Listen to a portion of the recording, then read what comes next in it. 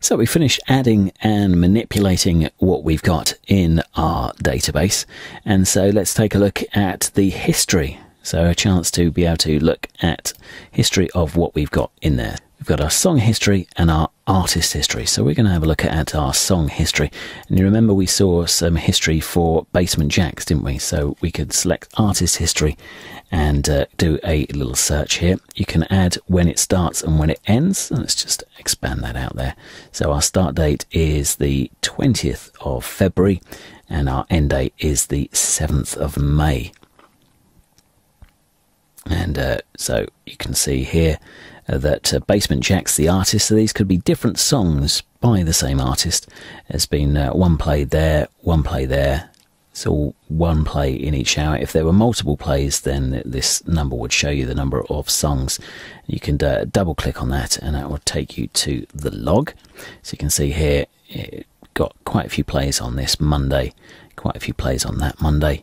Go in here, it's category A list. It got 9 plays. It was first scheduled from the 30th of the 4th, last scheduled up until the 7th of May, and average interval between plays is 20 hours.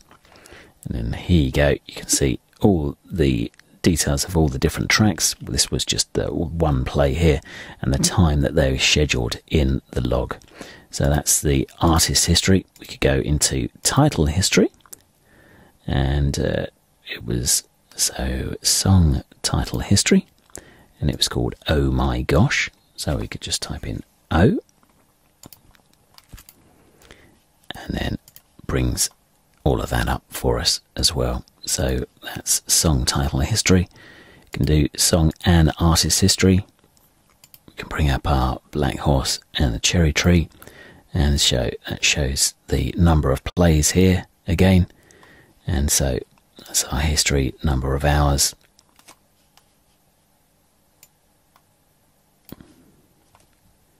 Other songs by the same artist shown by a plus. So if there was more than one in the hour, it shows as a plus. You've got a variety of history here. So you've got song and artist history, song title history. So that could be the same song title, but it could be done by a variety of artists. Artist history, artist group history, link history, song category history, and link category history. So here we go, we could do a song category history on the A list, so we can see how many are picked in each hour. And if we go to detailed history, then we can see what those actual songs were. So we can see here 87 plays between the 30th of April and the 7th of May. Average play every 2 hours for an A-list song. We can do link category history as well to see how many times jingles and promos were played. And we can see here what the actual ones were and how frequently they come round. So that's history. A great way of just being able to investigate your library database just to see how things are going and the rotation of songs and categories as well.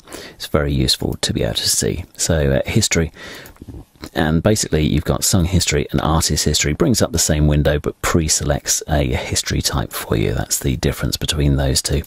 And you've got link history here as well to be able to bring up that.